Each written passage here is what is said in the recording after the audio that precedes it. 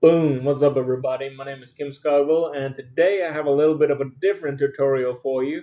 I'm going to show you how you can recover files, photos, whatever it is from your old hard drive that is formatted with a different operating system, which makes the file system on that hard drive different to the ones you are on right now.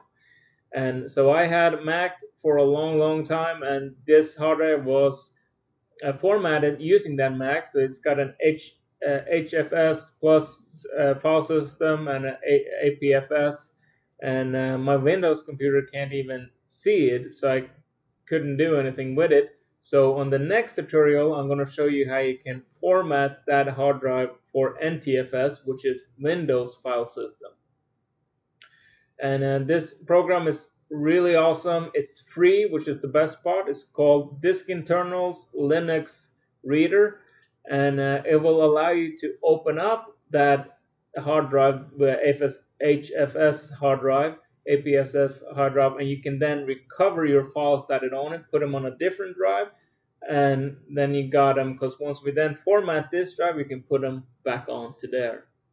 So if you like this tutorial, please hit that subscribe button, hit that notification bell, and leave your comments down below. I will also have the link to Disk Internals down below. See you all inside.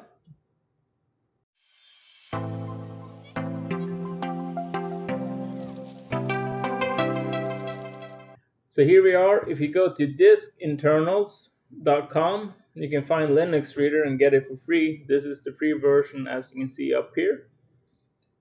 And you can go through it, all this stuff, but basically what it lets you do is lets you read a file system on a hard drive that is different from what you have.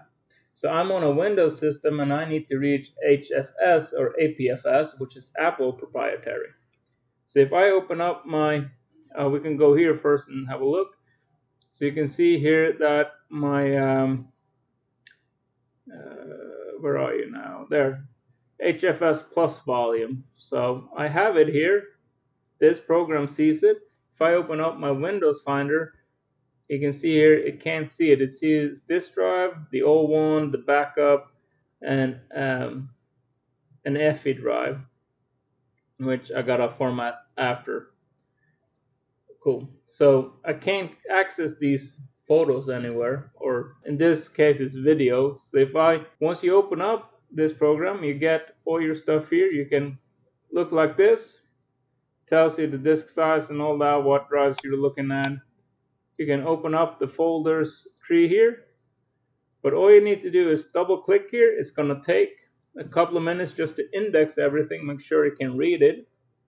I'm going to close down this one. Now you can see it has opened it. I've already saved most of these files. I'm going to just take a smaller file for us to recover. And let's see, I'm going to use, what's the smallest one? What is this? So you can double click here. You can see down here what it says. You can double click here again. Here, now you can see it has some video files here. You can even preview it, so you can see, get the preview down here while clicking once on it. You can see it's generating the thumbnails and stuff like that. So I'm going to take this one. To get back, I just click up here, and I'm going to use this, where was it? Video stock folder. So here, this folder, I have marked it.